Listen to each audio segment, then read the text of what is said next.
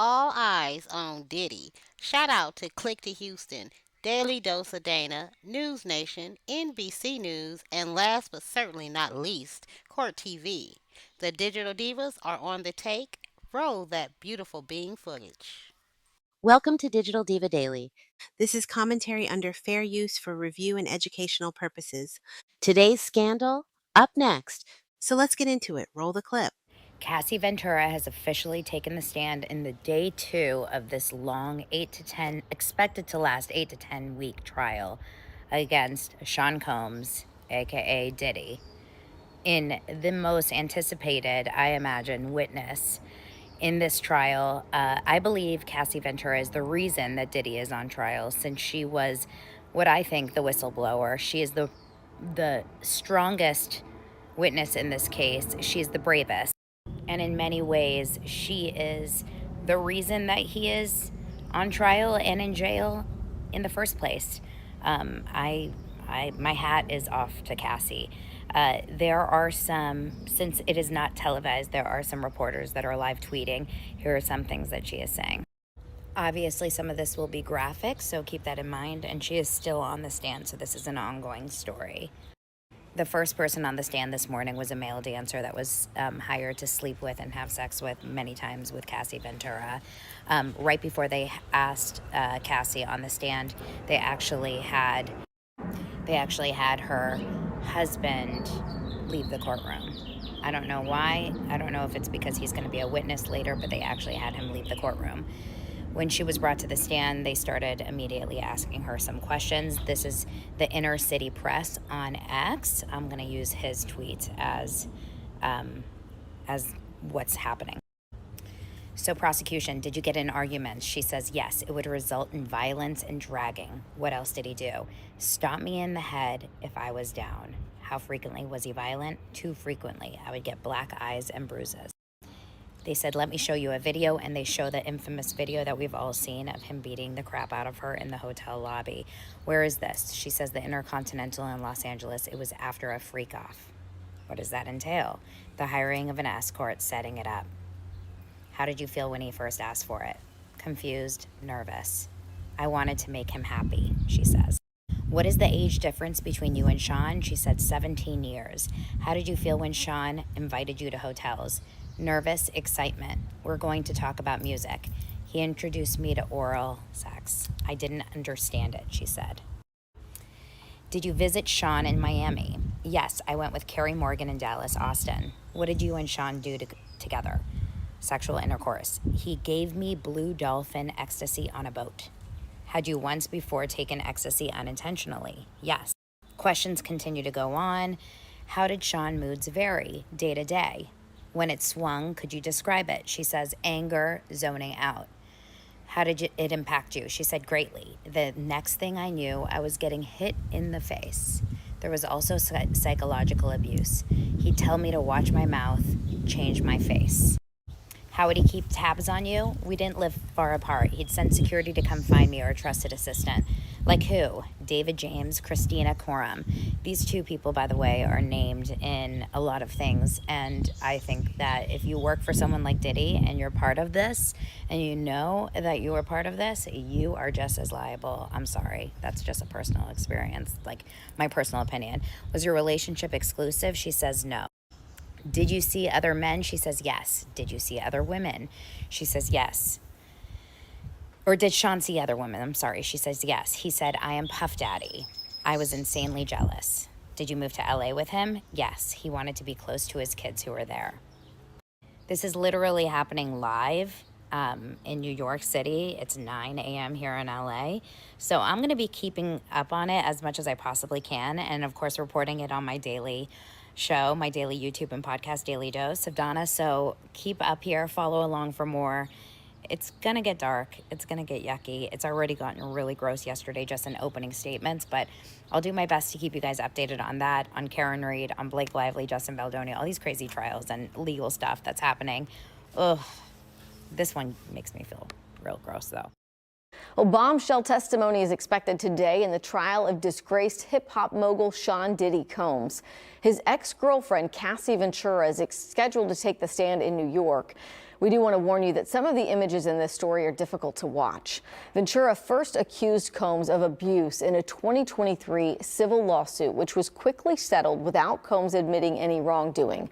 Well, Combs now faces 5 criminal counts, including counts of sex trafficking by force and transportation to engage in prostitution. Yesterday, jurors heard from former hotel security guard Israel Flores, who said he responded to this 2016 incident where this video showed Combs beating Ventura at a hotel. Flores described being offered a sack of money by Combs following that incident, calling it a bribe.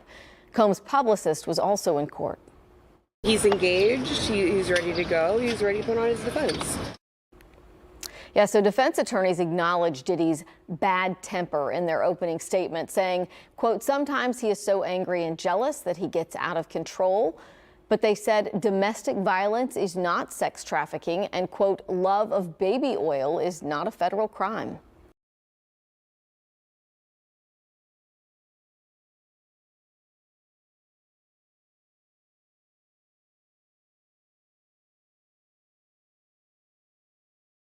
All right, coming back here to New York City, witnesses are back on the stand in Sean Diddy Combs' federal sex trafficking trial. This morning, the rap mogul's defense team cross-examined a male escort who testified yesterday in graphic detail about several violent and sexually explicit encounters with Combs and his ex-girlfriend, Cassie Ventura. Ventura is now on the stand, although we do have a warning. The details in this particular testimony may be upsetting to some of our viewers. NBC News correspondent Rahema Ellis is currently live outside that courthouse. Rahema, all eyes are there on the courthouse behind you. Right out of the gate, Ventura described an abusive relationship with Combs and taking part in these so-called freak-offs. What did she say? Oh, she said a lot, Morgan, but let me set the scene for you. We're talking now about a 38-year-old woman who is married and the mother of 2 children, and she is 8 months pregnant, expecting her 3rd child. She sat down, as you point out, in the witness box, and she testified that she met Sean Combs when she was 19. That's when she signed a record deal with him with Bad Boy Records. And then she says, and when she was 22 years old, the sexual relationship began, and it was tumultuous. She was asked by the attorney, did you have arguments? Ventura, yes, they were violent arguments, usually resulted in physical abuse and dragging different things. He would mash my head, knock me over, drag me, kick me. The attorney, were you ever injured? Ventura, yes. Usually I would get knocks on my forehead, black eyes, red eyes, bruises all over my body. It just depended. And she talked about that at 22. That's when Sean Combs introduced the idea of sex parties, and that she said she went along with it. She said, my stomach churned at first. I didn't have a concept of how that would be. I was confused, nervous, but I also loved him very much and wanted to make him happy. Morgan? I'm also really curious about what this male escort said, Rahema, because this is information that seems new. He talked about Cassie's state of mind during this encounter he described with a couple at a hotel about a decade ago. What did he say happened there? There were many encounters, and in this one he talked about on the witness stand. He testified that there was a moment that he was with her, and Sean Combs was there also. Sean was always there, and in fact, these encounters were being taped, and he was watching and directing. And he said there was a moment when Cassie was on the computer. He wanted her to come out, and instead he ended up dragging her into the bedroom. We're coming back to you after the break. Stay right here on Daily. Thanks for watching. Stay updated about breaking news and top stories on the NBC News app, or follow us on social media. More bombshell testimony today in the sex crimes trial of Sean Diddy Combs. The prosecution's star witness, ex-girlfriend Cassie Ventura, seen in that disturbing hotel security video where Combs was physically attacking her. Ventura with graphic testimony about alleged drug-fueled parties known as freak-offs and sexual encounters with the hip-hop mogul. Let's get out to NewsNation's Caitlin Becker outside the federal courthouse there in New York City. And Caitlin, what is happening on this now day 2 of this trial? Well, Nicole, right now things are getting pretty emotional for Cassie Ventura on the stand as she recalls for the jury participating in these sometimes days-long freak-offs, sexual escapades organized by Sean Combs that she said made her feel dirty and worthless. She felt like she didn't have anything else to offer when she was being forced, she said, to participate in them, telling the jury that they would be at some point happening almost weekly and completely overtaking her career as an artist for Bad Boy Records. Of course, the record label owned and operated by Sean Diddy Combs, who was also her boyfriend at the time. So you can see how the government here is laying out the control that they claim Diddy had over Cassie's entire life, over her personal life, her career, down to controlling what she wore, what she looked like. She said if she was being quote unquote punished, his security detail would take away her devices. They would take away access to her iPad and her phone and her computer and would give them back to her only when she said she was done being punished. She was choking back tears at one point on the stand.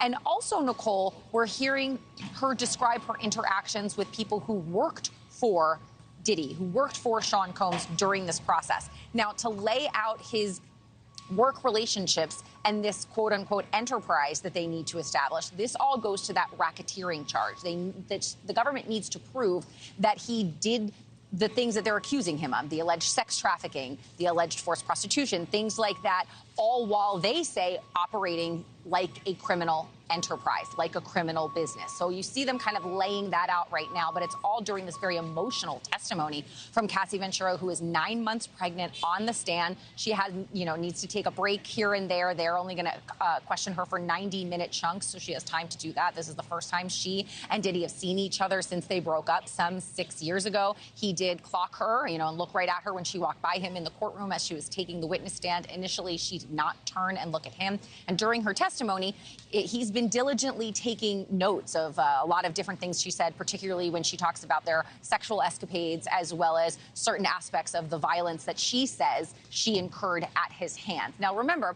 we're only getting direct examination now. And Nicole, we expect this testimony to take the entire week. So his defense team has not yet had an opportunity to kind of pepper her with their questions, to impeach her on some of the things that she's been saying here to defend their client. So we're really only getting the prosecution's case at this point, Nicole. All right, Caitlin. Welcome back to Court TV Live, the United States versus Sean Diddy Combs. It's a massive trial taking place, of course, in New York in federal court. There are no cameras there. Sean Diddy Combs is accused of turning his hip-hop conglomerate into a racketeering enterprise that forced women to satisfy his sexual desires for 2 decades. And his girlfriend, the key main witness here in this case, R&B singer Cassie Ventura, has just taken the witness stand. There are no cameras, but we have our Kelly Craft and we have our team in place, so we're getting basically almost real-time updates. And this is a big day, Kelly. Good morning to you. She's on the stand. Fill us in what we know and how is it going so far? The slow process of obviously introducing her to the jury and getting this jury up to speed on this strange life that they were all leading. Well, hi there, Ted. So as Cassie Ventura, this is the government star witness, was walking to the stand, she's very pregnant. She's 8.5 months pregnant. The jury was seated. She made her way to the stand. She's wearing a very tight, form-fitting dress. So there's no hiding how pregnant that she is. Defense counsel had made an argument to the judge outside the presence of the jury, hoping that she already could be seated. She could be seated inside that jury box so the jurors would not see just how pregnant she was. The judge did not agree with that and said everyone saw Cassie Ventura make her way to the stand. So how did this examination, the direct examination, begin? So the government was asking her about their relationship, her relationship with Sean Diddy Combs. They were in a relationship for more than 10 years. Now, keep in mind, he was nearly 2 decades older than her when they met and they began their relationship. And she talked about how there were good times in the beginning, that things were really good. But right away, the government got into questioning her about the bad times, asking her if there were bad times as well. And that's when she began to talk about the physical abuse, the injuries that she would suffer from. For instance, a busted lip. We have a little bit of that testimony for you that we can put up on the screen. So she testified that the arguments would often end in physical abuse, that he would knock me over, drag me, kick me, stomp me in the head if I was down. Also, she said that Combs introduced her to freak-offs in the first year of the relationship. We also have some other things that we can put up for you, Ted, in regard to what she was saying. She said it got to a point where I just didn't feel like I had much of a choice. I didn't really know what could happen, what could be, or what no could turn into when she would say no. And I just didn't feel like I had much say in it at the time, being really super young, naive, total people pleaser. So that's exactly the difference in arguments, Ted, in this trial. You had defense counsel yesterday talking about the fact that Cassie Ventura and the other woman that the government is going to bring forth as a witness by the name of Jane, they were grown, strong, capable women. They could say no. They could say, I don't want to participate in this, but the government is arguing just as what Cassie was talking about there, that I was young, I was naive, I was easily influenced, I was a people pleaser. So how the jury is going to interpret that, it's going to be interesting to see. But it was impactful when she made her way to that jury box and the jurors were able to see her, again, 8.5 months pregnant, make her way to that jury box and begin the questioning. And of course, one of the big things that's going to take place is, will the media, will the public be able to see the video of those freak-offs? During opening arguments yesterday, the government did say that they are going to be playing video of these freak-offs. These are these sexual encounters that took place between Cassie Ventura and other men, male escorts that they would hire, as well as Sean Diddy Combs. The government is saying that they don't want the media to be able to see it. Only the jurors. Defense counsel doesn't seem to have a problem with it if the media is able to see it. So we'll have to see what happens in that regard. Said the judge has said that he is going to take that under advisement. Interesting. I mean, the one thing, Callie, yesterday the jury has now seen the video of Cassie and Ed, the Marriott, introduced through the officer or the security guard. It gives her instant credibility in terms of jurors aren't going to be sitting there thinking, oh, I don't believe that he physically touched her, because they've seen video of it. And talk about the importance of that for the government's case. Ted, that's an excellent point, because so what defense counsel is saying, take a look at these videos. We don't deny it. We don't deny that this was domestic abuse, that there was domestic violence taking place here. We do not condone those actions. But that's not what he's charged with. He's not charged with domestic violence here. Take a look at all these other charges. Why didn't they charge him with domestic violence? So they're owning it. They even said that, Ted. The defense counsel said that.